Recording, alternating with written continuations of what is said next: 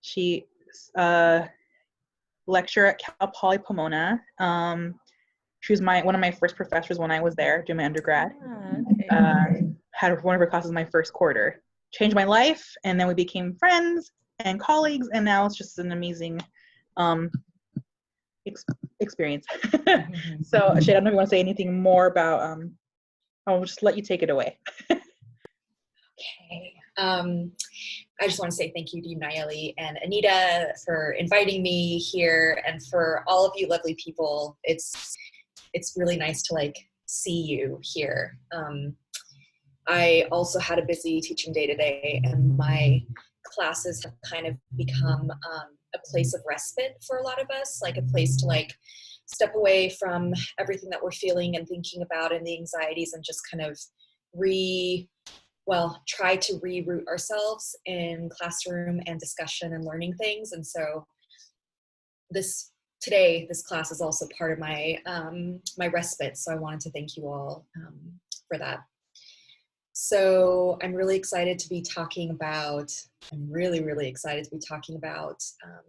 disability justice with you all today, and madness and disability in general, especially because lots of folks who do disability justice work, myself included, are relying on all of the skills and tools from disability justice to survive right now and thrive, especially when we're teaching. And so I will gift you with some of the favorite things that I've learned from this political framework, and then invite you all to take this back to your communities so that you can then practice and live in a more loving way, especially in the coming weeks.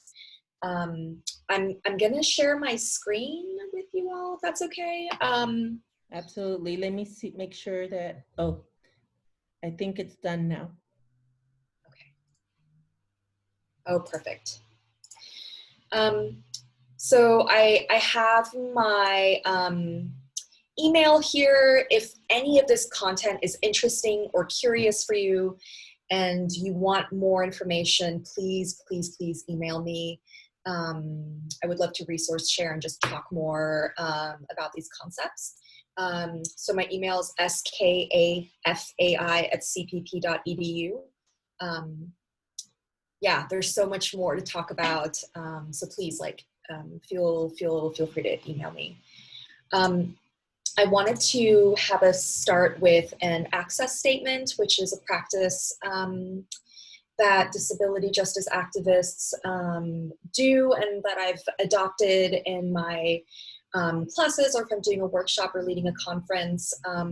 And it's really an invitation for you all to bring yourselves as you are to this space and to this conversation. So I have at the top an invitation for you all to bring your body, mind, spirits into the conversation. And I'm going to be using this phrase, or the phrase body, minds, as one word, with the intention that, in our Western ideological systems, and especially in our in the medical industrial complex, we have this very rigid idea that the body is separate from the mind, which is separate from the spirit. Spirit is usually not even spoken about. And so the bringing together of these terms is to say that they all influence one another and are impacted by one another. So if you hear me saying those words quickly together, just know it's meant to be one word. And then this is the statement that I have that's abbreviated for our purposes. If you need to stand, stretch, close your eyes, play with a fidget toy, pet your fur babies, eat, or stim, please be welcomed to do so. And I have my fidget toy with me as we're talking, and my elder cat is sleeping next to me. So whatever you all need. And the purpose of the access statement is to really say whatever your body mind needs in this moment, to really honor it and give it space, because it's relevant and it's important, even though we've been taught in different ways that there's no space for emotions and these kinds of things in academia. It's an attempt to bring it back into the conversation. Awesome. Thank you for that. Yeah, of course. So Nayeli and I talked about like ideas of structuring. So I was going to just talk to you about my work and my research, and then introduce disability justice as a way into the readings that y'all had today and the screening. Perfect. Okay, good. So I identify as a mad queer femme of color. And mad is a word that's used by a lot of folks now in the community. I also sometimes use the phrase psychiatric disability. So instead of using the term mental illness, an illness has this connotation, number one, that there's something wrong with you that we must fix. And number two, that there is an end point, right? You get sick, you get better, and you're cured. And for a lot of other folks with psychiatric disabilities like myself, that's not our lived reality. I will be taking medication and I will be in therapy long-term. So the word mad is an attempt to interject pride into this identity that is very stigmatized and marginalized. And psychiatric disability is just another phrase that folks sometimes prefer to use. I have to say, as we kind of go into this, it took me a long time to arrive at this location of pride. It wasn't until the end of my undergraduate, so like the beginning of when I started my master's, that I started to like really challenge and unlearned my own internalized ableism and my own internalized sanism. And if those are new words for you, beautiful. And so I want to just define them. Ableism, and let me see if I can hop onto the chat feature just to type it in the spelling. Oh, perfect. So this is the spelling for ableism, and that's the spelling for sanism. And ableism is the systematic understanding that folks with disabilities are discriminated against, marginalized, treated with inequity in our world, in our everyday. And when I say structurally, I mean not just in one ideological space, but in many. So not just in the ways in which family treat disabled folks or the media depicts disabled folks, but also in the way politics engages with disability, medicine engages with disability, and so on. And sanism is the idea that we discriminate against anybody who is not neurodiverse, divergent. So we have this idea that there is a model of sanity, of normalcy that relates to the mind. So if you have a psychiatric disability or if you are neurodiverse, you will face different obstacles. And you all are in school. And one of the most common ones, because it's not always seen on the outside, when folks disclose their disability or ask for accommodations, they're not always believed by their faculty. Or they'll kind of be approached with, well, prove it. How do I know you're not lying, for extra time? Things like that. So those are just some examples of how sanism functions in the academy, but of course there's more. So yeah, it took a long time for me to move from internalized ableism and sanism to a place of pride and activism around it. So I want to kind of name that to you all, because I think part of our project and stepping into the conversation of disability is very much unlearning what we've been taught. So even just like the language I learned in like middle school, and maybe this was the case for you all as well, but like the words blind and deaf and dumb and stupid were very much used as insults when I was in middle school. Like you're so, are you blind? Are you deaf? That's so lame. And these are all very small but very powerful linguistic violences that happen, where like language that we're using as an insult is demeaning a whole community of peoples. And so it took me a solid year and a half, and Nayeli was a part of the community that helped me with this, to really stop saying that's so crazy or that's insane. Y'all, it took me a year and a half. Mm-hmm.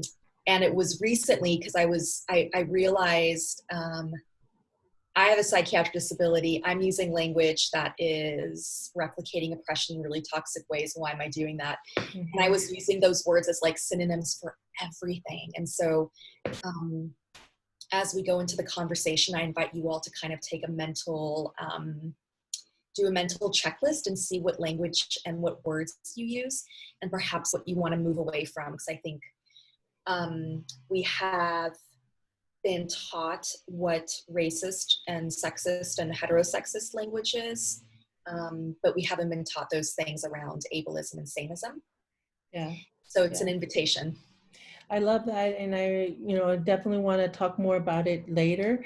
I think, especially given, we keep saying like hashtag in these times, right? So during this era of global pandemic, people are using the word crazy a lot, and so I would love to have a discussion about why that's a complicated term. Like, I'm sure some people have attempted to reclaim it, and why there are ways, why maybe folks who are either neurodivergent or have a psychiatric disability, which I think that was new for me when I listened to your video, so thank you for that one. And I know there's even critiques of the word disability. So I would love to like engage all of those, because I think we're all in that process of finding the language that is least harmful, right? So like that harm reduction journey. I don't think that people understand why language is so powerful in the process of healing and in the process of reducing harm. So I would love to like revisit that in conversation with you all. Oh, please. Yeah. Especially the word disability. Yeah, I have lots that we can talk about around that. Mm-hmm. And like, please, I want to also invite everybody else, like, as I talk, feel free to like, I know there's like a little raise your hand feature. But yeah, feel free to like jump in, and I hope this could be more of a conversation. And I have the chat box open too, if you want to type your question or your comment as we go. People can also react by clapping and thumbs up. Yes, those are always fun to see. I love them. I wish we had hearts. I love sending hearts to everything. But yeah, just know I have all these little things around. And just make sure this is exposed. Okay, cool. So yeah, I would definitely love to talk more about language. And just as like a step into the research, because I know we're talking about the mad border body piece, I want us to think about, so I have a quote up here about how like my research is focused on body-mind resistances of different kinds. And it's very much tied to this piece by, so Sarah Ahmed is a queer of color feminist, and she wrote a really great book called Living a Feminist Life. And in that book, she has this quote. She says, "What can theory do more closer to the skin?"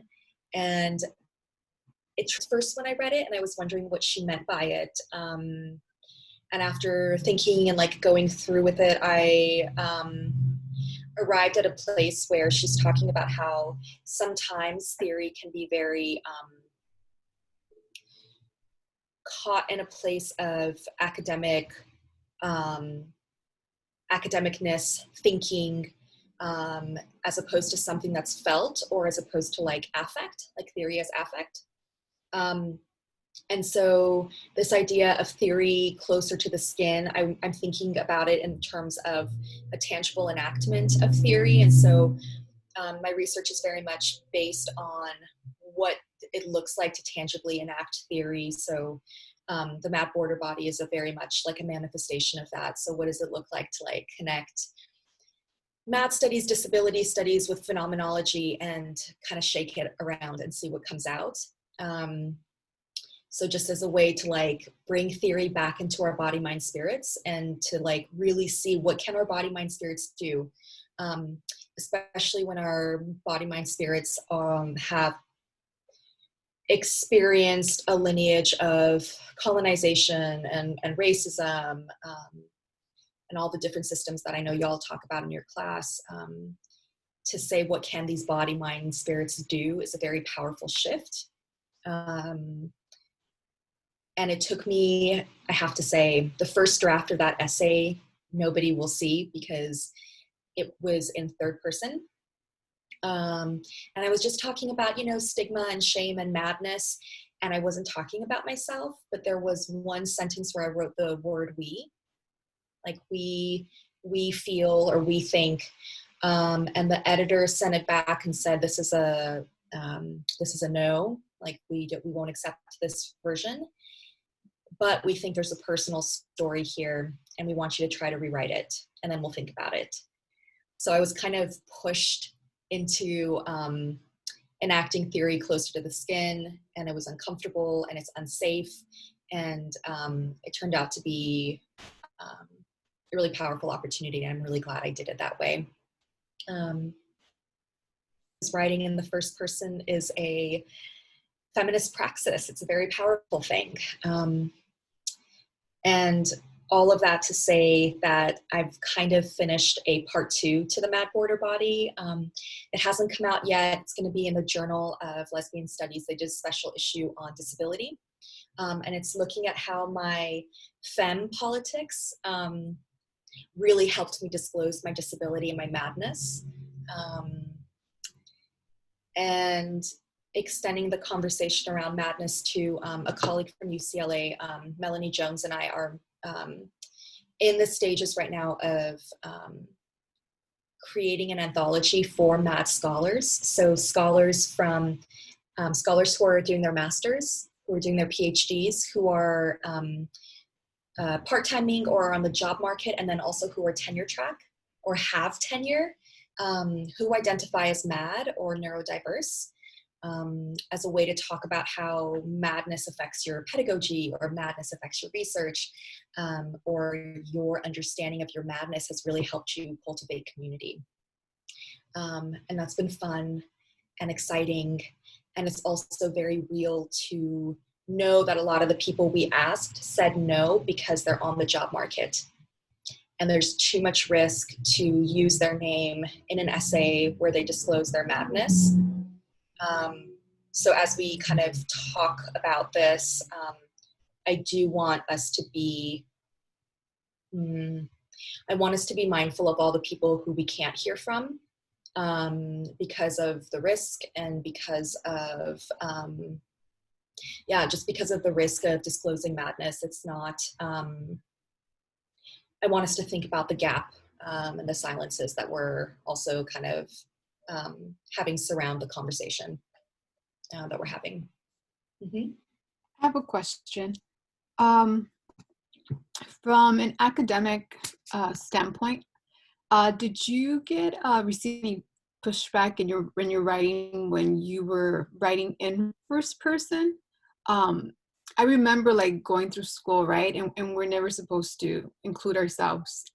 The I shouldn't be in our writings. And so since I started the master's program, or I've been taking more progressive liberal courses that are more open and that challenge traditional academia, I see it more, whether it's through testimonies, whether it's through scholars and essays. So that makes me question myself as a teacher. I teach high school. And so when I have my Spanish speaking students write essays in Spanish, now I don't know how to approach it anymore. Do I eliminate the I, the yo, or do I just leave it there? So I feel like if I want to prepare them for higher education, but also, I guess, challenge what we've been taught early on, do I let them or do I not? So did you receive any kind of pushback in your writing?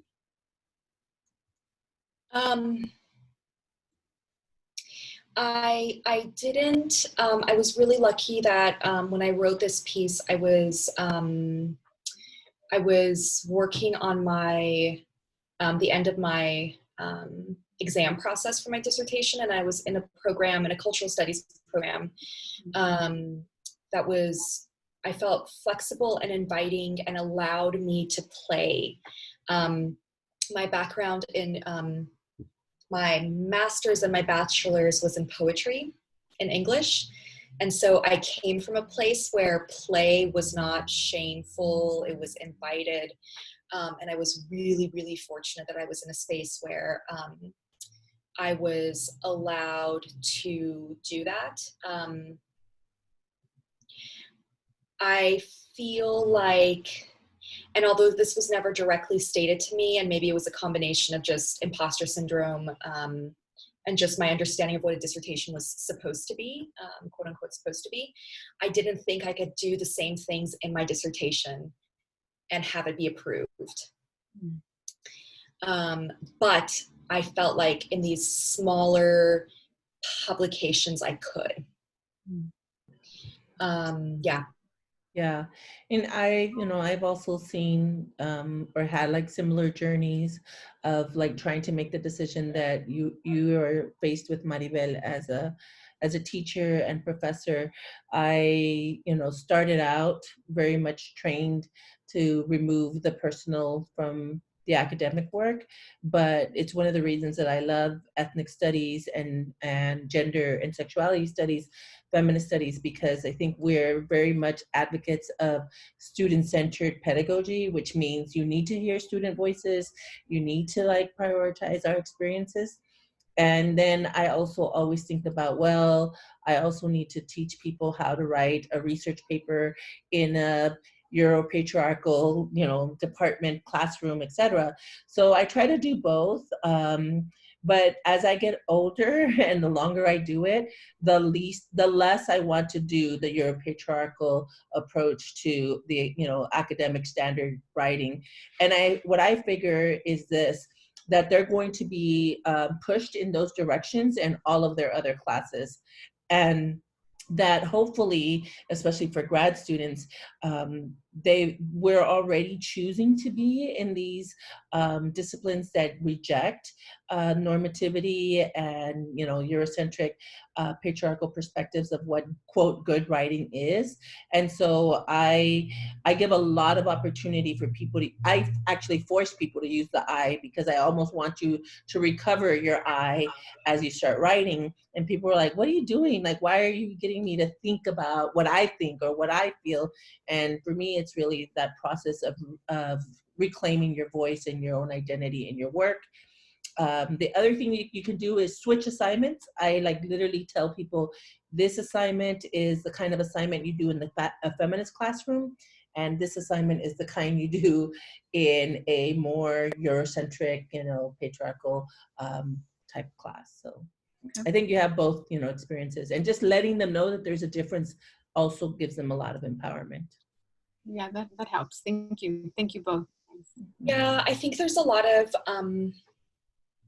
gatekeeping that happens with language also, and like how a person writes. So having them know that they have to, most likely will have to align with a type of writing that is Eurocentric and patriarchal to get into certain programs, but then maybe they can break free of those limitations when they're in them, might also be empowering too. Absolutely. One last thing I want to say about writing, Shayda, is that both in your the TED Talk and also now I hear you saying like there are different versions, and you definitely have a journey towards like the finished product, which is really powerful. But I think the reader doesn't always know that, right? And I would definitely love to hear you kind of either share or plan to actually show those older versions to readers and to students at the very least, because I think that's the kind of journey that never gets documented. I remember when I first went to the Anzaldúa archives, folks were saying, oh, she's got like 10 to 20 versions of this essay, and you saw this one essay. And I know that for her, she was really struggling because she was a perfectionist, and she wanted to get that one version that she wanted to share with folks. But I think now that people have access to her archives, people are really excited because they get to see the process that it takes for a writer to get there. So I would love to see, and or hear from you how you get to your second, third, fourth version. I don't think people are really good at creating new versions. I usually do one version, and I'm worn out after the first version. So I would love to hear your process with that. Yeah, I would love to. It's something I'm taking notes now too. So maybe when we talk about the piece, I can kind of talk about it. Yeah, that would sound great. And I'd like to second that. I'd love to see that, because I think Shayda and I both went to the same Untitled conference and got to do a workshop and see I think one of the first drafts of Borderlands, and it was like a big kind of like a big reveal. Like I had put Untitled on this pedestal, like her writing's amazing. She is the Chicana goddess of all, and like I aspire to be like perfect. And then it was like a reminder, like it was a loving reminder though, like that it's not like it takes a lot of work. And then also the reminder that she, even when things were published, would still revise things afterwards. So it was very powerful to see that in Untitled Dua's writing, and I think your writing is so strong as well that I think I would love. I think your students would really benefit. I think it'll be really beautiful to see that. I honestly hadn't thought of it, and I will do it now, and I'll talk about it when we get there. And this whole idea too that like the writing has to be perfect because we're talking about Untitled Dua. If anybody has yet to read this very magical book that's on the screen right now, it was posthumously released after Untitled Dua passed. And it was the last thing that she was working on. It was kind of like the culmination of her thinking around a lot of things. And chapter 5, I want to say, in this book. And if you want to see it, but you can't get the book, email me and I'll send you a PDF. But chapter 5 in this book is all about her struggle with writing. That is all.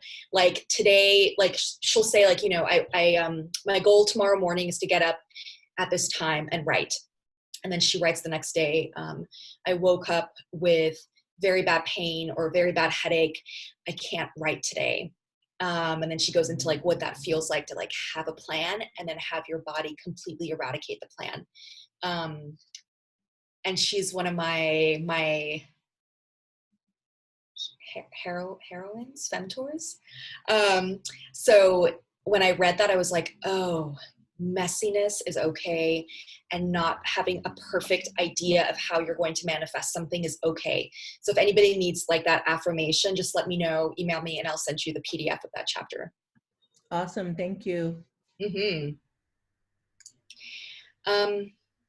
The only other thing I'll say, which I think is important because of just everything that's happening right now, is I'm moving in my research now toward cripping, queering, and decolonizing rest. And crip is a word that came out of the San Francisco Bay Area, and it's short for the word cripple.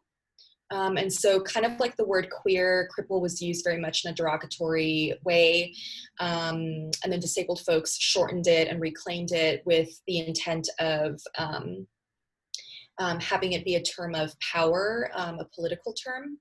And so some folks will identify as disabled, some folks will identify as crip. And so I'm doing a lot of thinking inspired by NAP Ministry. So if anybody has not heard of NAP Ministry, follow her on your, I'm writing the spelling here too. Follow her on Instagram, follow her on Facebook. She is a Black woman who is really talking about decolonizing rest. And she's looking at the racialized sleep gap and really thinking about who has the privilege in our culture to rest and who does not, and how can we shift that. And so she literally has these like nap outs where she has mattresses just on the floor in galleries and outdoors, and invites people to come and nap. I mean, how fucking magical. And we really need to kind of, I think we're in this very powerful place right now where our concepts around capitalism are being crimped and queered and pushed back against, you know, the capitalist idea is that your worth as a human person, your worth comes down to what you can make, how fast you can make it, and how good is it. It's not anything else intrinsically about you, holistically about you. It's what can you make, how fast can you do it. And right now, a lot of people, and NAP Ministry started this work. Her name is Trisha Hersey. She started this work a long time ago. Let me write her name in here as well for you. So she started this work a long time ago and was like looking at the different ways. Oh, hi. Mabel started barking at me, so I had to pick her up. Hi, Mabel. I have to say, I am so happy that we're doing this thing at home on Zoom because I get to meet my students like fur babies. But yeah, check out NAP Ministries, this very radical idea that rest is powerful and that rest is activism. And it pushes back against the idea that activism looks one specific way, which is burnout culture, going to protests, and this whole idea of cripping rest and its connection to activism is very much embedded in the disability culture. And it's the idea that you can be a fierce activist from your bed, right? You can log on to meetings like this. You can do hashtag work and hashtag activism. And it's really been, hashtag activism has really been taken to task and vilified when that's ableist and it shouldn't be. And I think I'm going to pause and see if anybody has any questions before I introduce this phenomenal framework to you all. I just wanted to say thank you for the NAP activism information. I think I don't know if Marcela wants to talk about it, but there was also a webinar recently about like fighting white supremacy by resting. And I haven't seen it. She just sent me the link, but I'm really excited to check it out and share it with folks. She wrote down the title. This is my niece, Ray. She's picking up Mabel. Hi. That's her puppy. I would love to see to get the link also, if that's okay. I'll send it to you.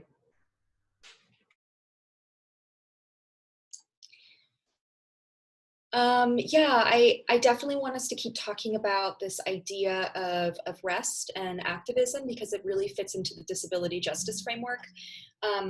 So these are the highlights of disability justice that I hope you all will take and use in your lives right now and in your communities as medicine. So disability justice began in 2005 by a group of disabled folks of color, many of whom are queer. And so I have their names in parentheses for you all, and you can research them. Patricia Byrne Patricia Byrne and Leroy F. Moore Jr. Are the co-founders of a phenomenal project called Sins Invalid. And I'm gonna write that in the chat box as well. They are a performance project based in the Bay Area, the San Francisco Bay Area, and they center the art making and activism of queer, trans, gender nonconforming disabled people of color. And they do activism and they have performance art and, oh yeah, thank you. Yes, Sins plural. So yes, Byrne and Moore were involved in the creation of this framework, as was Mia Mingus and Stacy Milburn. And then I do want to say I have their names here, but it very quickly grew into a collaborative project. And there's currently one book out. It's the premier book that is talking about disability justice. It's now in its second edition, and it's called Skin, Tooth, Bone. And the authors are Sins Invalid, everybody. And so I introduced this book as a way to say that the movement is supported by, embraced by, moved forward by so many other people that these are just a few names for you all to be aware of. And disability justice came around in response to the mainstream disability rights movement. So the first thing I want to say is I wouldn't be sitting with you all right now having this really phenomenal conversation if it wasn't for the mainstream disability rights movement and all of the activism and organizing that folks did, and the protesting and the sit-ins and everything. So it was a very important movement. And yes, if you have not seen Crip Camp on Netflix, please watch it. Crip Camp is phenomenal. And actually, the Sins Invalid documentary, it goes by their name, it's called Sins Invalid. It's on Canopy. Do you all have access to Canopy? Yeah, we have it. So if you all also go to Canopy and type Sins Invalid documentary, you can see their work and learn a little bit about their history and why they do what they do. So yes, if you see Crip Camp, it documents the 504 sit-ins, which were supported by the Black Panthers, where people were actively inhabiting space to protest and to demand rights as disabled folks. And all of that is critically important, and and at the same time, while all this activism was happening, disabled folks of color who were very much at the forefront of the movement were being ignored. When you look back at disability history, their names are not often cited. And so around this time, there were folks that were disabled and of color, who were queer and disabled, who decided that there was a huge gap in the mainstream disability rights movement. Poor folks were not as involved. The idea of intersectionality was not as involved. And so they realized they needed an additional political framework. And this is really, really similar to the same trajectory that like feminists of color and queer feminists kind of found themselves taking, where the movement wasn't really holding space and wasn't serving. And so we have amazing things now like intersectional feminism.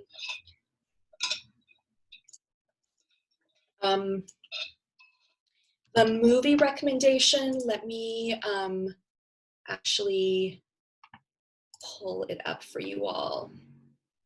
My dissertation was on this group. I'm turning it into a book, which is nothing like my dissertation. It's actually written for everybody. It's like the bell hooks approach. My mama can pick it up and read it. Here it is. So it's called Sins Invalid, an Unshamed Claim to Beauty. So I will put this link. Well, actually, no, that's the Cal Poly link. I'll just type the name here for you all so you have access to it. And then Sins Invalid also started a phenomenal series on Facebook, and it's since been recorded, so you can just log on and listen to all the episodes on your own time. It's called Crip Bits, and they have folks come in and talk about intimate partner abuse and ableism, talk about transformational healing justice and disability justice, all sorts of things. So Crip Bits on Facebook is a phenomenal series that if you follow Sins Invalid, you will have access to. Awesome, thank you. Mm-hmm. I think also Marcela had her hand up a little while ago. Oh, sorry. It's okay.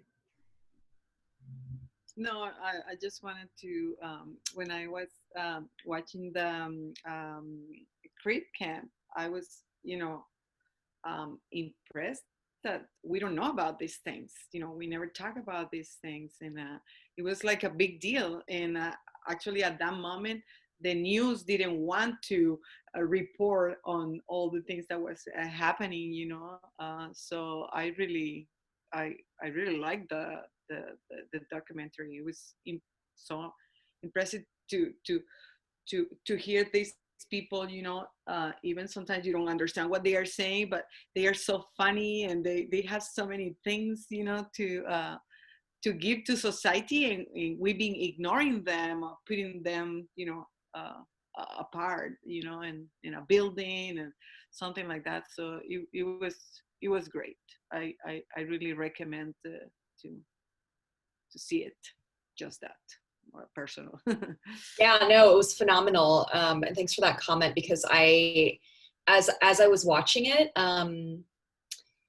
I think that it was constantly reminding me that there are different ways to speak, and there are different ways to walk and play baseball, and different ways to swim. And I mean, there's so many different ways of doing things and living, that I just want us to kind of also, moving forward, have this very mindful understanding that what ableism is doing is offering us a very restricted view of what normal is, what a normal body, mind, spirit is. And that's so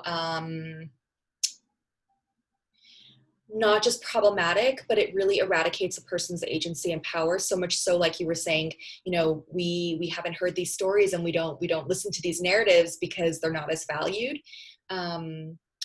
Which is why the disability rights movement, the mainstream movement, started, was to say, if you have a physical disability and you can't speak in the way I'm speaking right now, that doesn't mean you're less intelligent and you have nothing of value to contribute.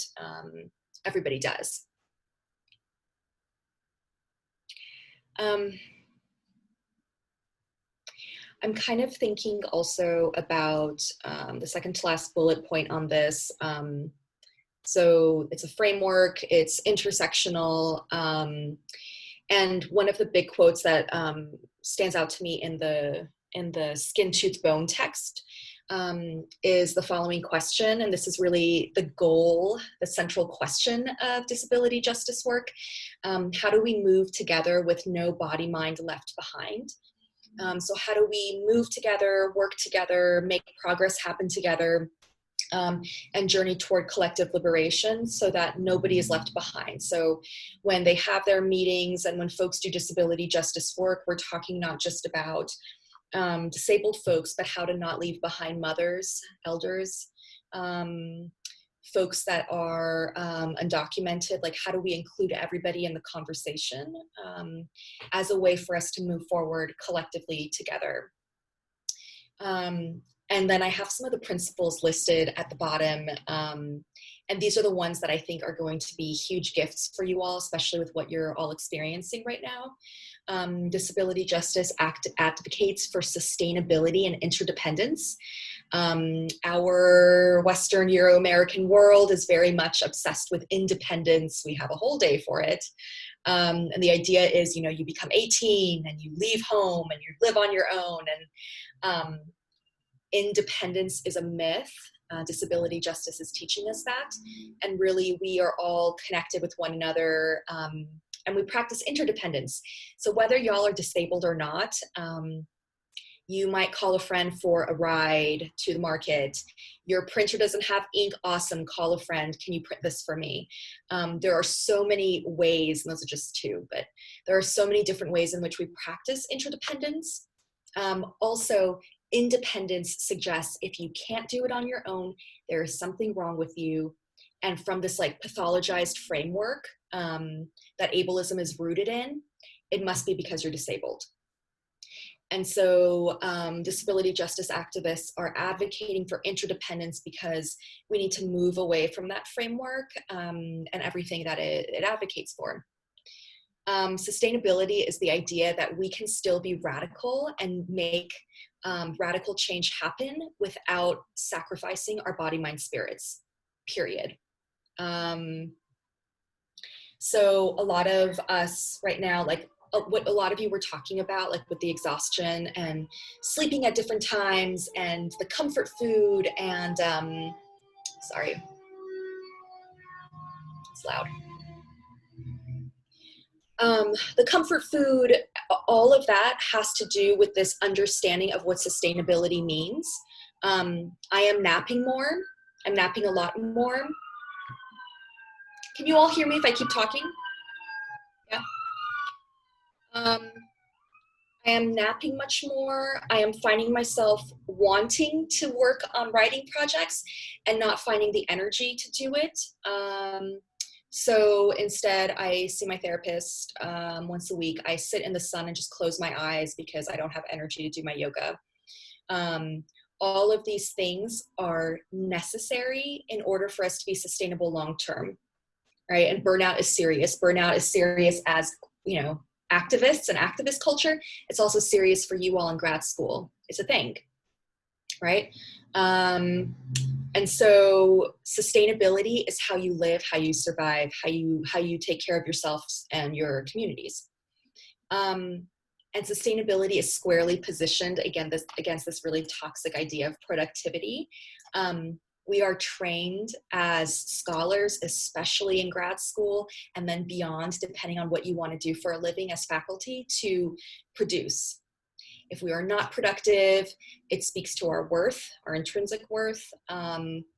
If we are not productive, it means we're not good people. At least that's a framework that I adopted somewhere along the line in grad school, and I'm trying to unlearn. But interdependence and this idea of collective access and sustainability is asking us to really rethink what productivity means.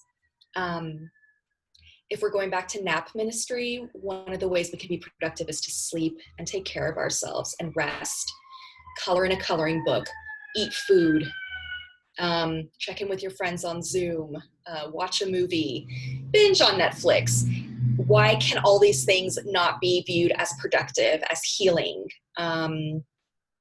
So these are all concepts that disabled folks created out of necessity because they needed to, because you show up to a meeting and somebody gets a panic attack, or you're talking in a meeting and someone's ostomy bag fills up and they need help emptying it out, or somebody has a migraine and needs to eat and take a break, or someone has fibromyalgia and needs to stretch and needs to like step away from the meeting. Like, these were all strategies that arrived out of necessity that now are being expanded and shared with non-disabled communities as strategies.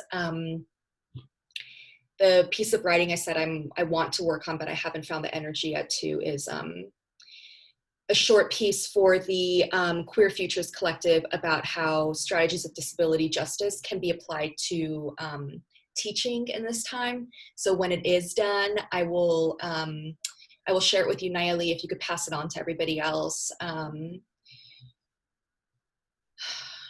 then the other, like, oh, sorry. I was just audibly confirming, yes, I will pass it along. Okay, good, thank you.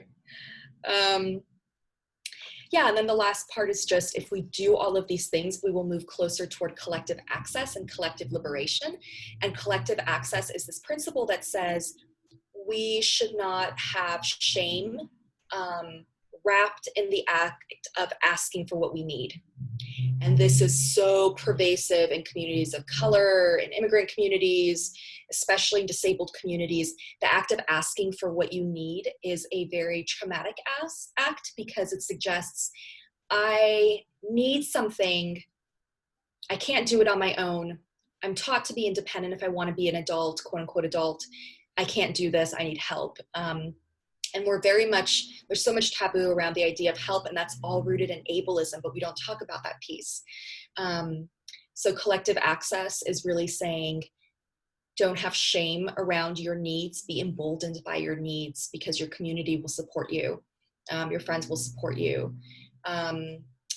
There is a phenomenal clip. I'm gonna pull it up, and then I'll just copy and paste the link for you all. So it's a disability justice activist, author and writer, taking a walk with Judith Butler. The activist name is Sonara Taylor. She published earlier works under Sunny Taylor, so it's the same person. And in this piece, she talks about how, as a wheelchair user, she intentionally uses the phrase "take a walk," as a way to say walking happens in many forms. And she also talks about and demonstrates how she asks for what she needs without shame. And so I am going to copy paste this link for you all because it'll give you a really good sense about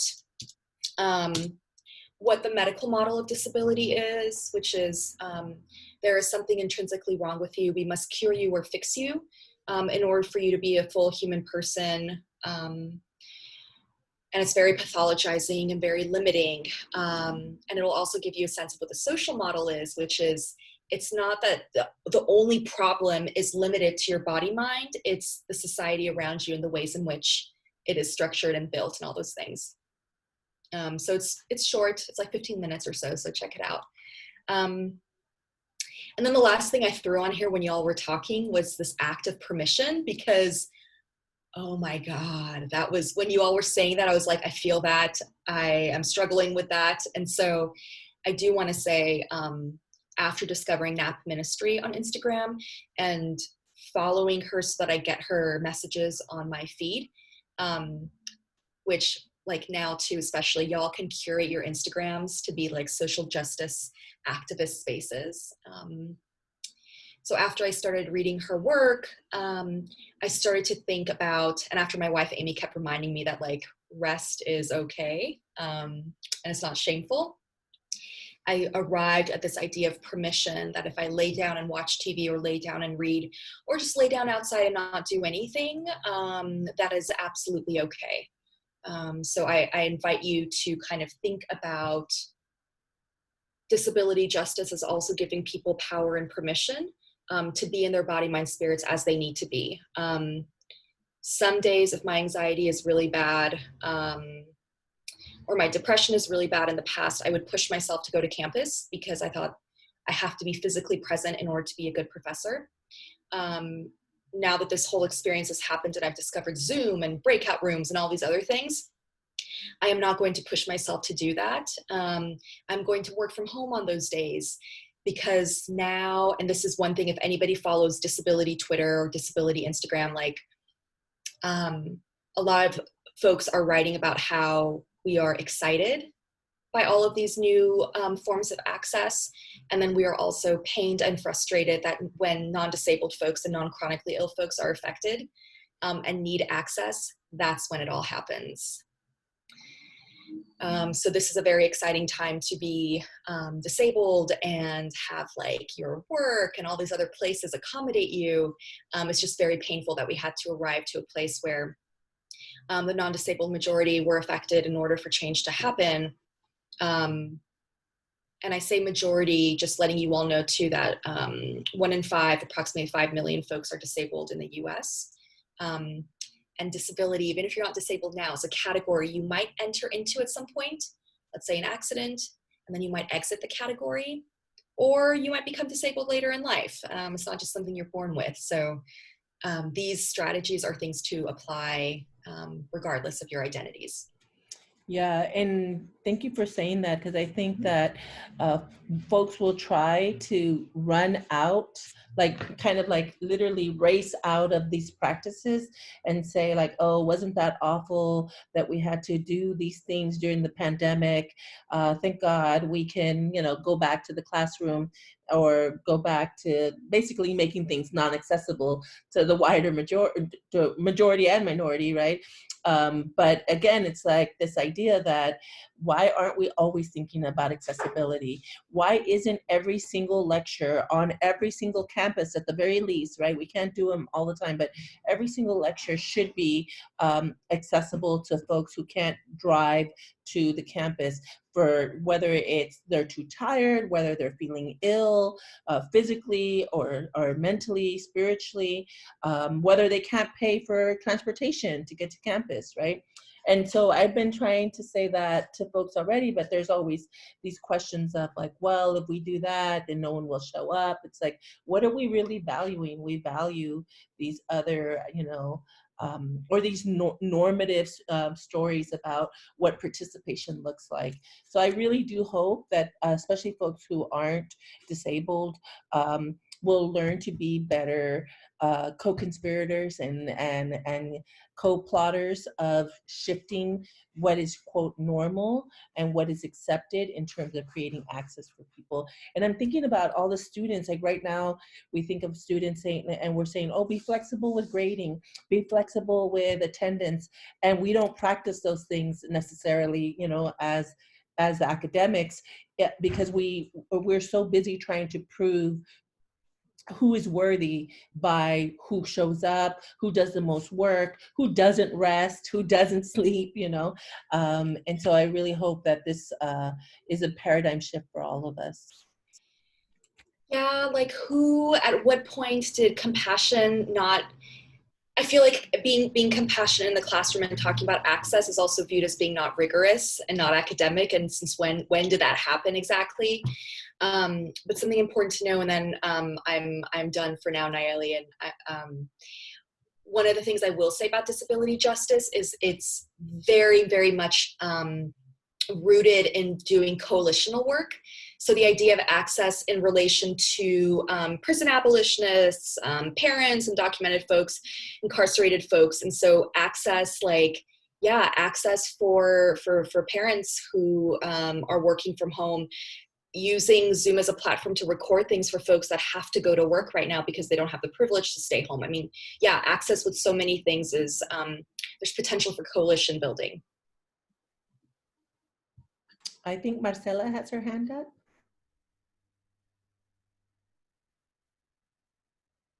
So I was just all this remind me my students today. I was asking them how they were doing, and also that happened last week. But listening to you guys remind me days, and I remember every time I was in class, I was always saying, "Hey, how you guys doing?" And everybody like, you know, like, and I'm like, but it's Monday. I mean, you're supposed to be so, and like, and so now they are all the time like, I really miss classes. I really want to be in class. I hate this. This is not good. I'm like, who are you?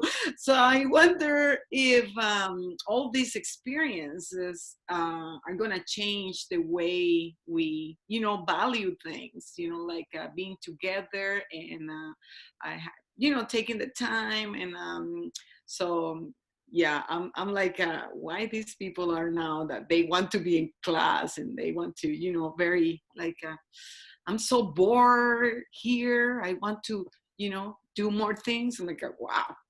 So I just wanted to share that. That was interesting for me today.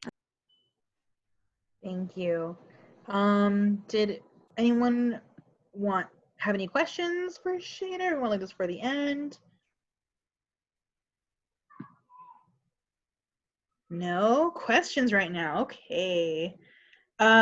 So I'm going to share my screen now.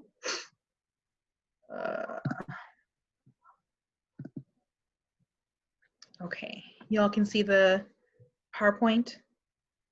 Great.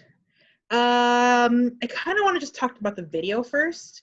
I don't know if everyone got a chance to watch it, and I'm trying to find how I can see like raised hands or not. I can't see anything. How do you all do it? I think they just pop up, don't they? Oh, okay. Yeah, so if I see one, I'll let you know. All right, thank you. Oh, okay, here's the chat, so I can see that at least. So I kind of really, I think we should just maybe just pause, and whether you saw the, were able to see the TED Talk or not, pause and think about the images or words or feelings or sounds that come to mind when you hear the words insane, crazy, mental illness. So we're just gonna pause, I think, and just give everyone space for that, and then maybe come back and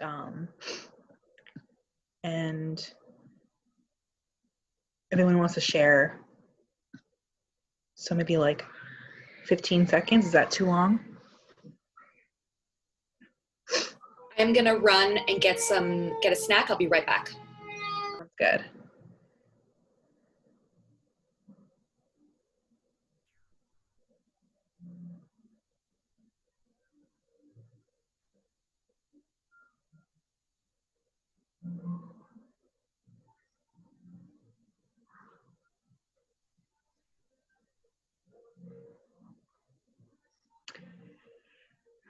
All right. Is it too loud, by the way? My neighbors decided to blast their music. So I'm not sure if you can hear it. Nope, it's fine. Okay.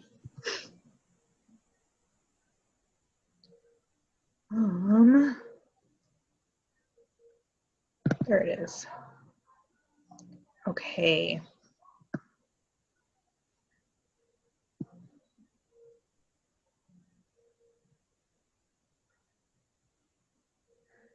So would anyone like to share, or should we wait till everyone gets back? It looks like folks are taking an impromptu break. Should we do an Yeah, actual break? Yeah. Let's do 5 more minutes, and I'll pause the recording, and then I'll put the timer on, and we can come back at well, let's come back at 7:30. It's 7:24. Okay, yeah. Even Mona's getting rowdy in the back. I don't know if you hear her. All right, I'll pause, and then let's take an actual break, and Okay, we'll come back at 7:30. Okay. Sounds good.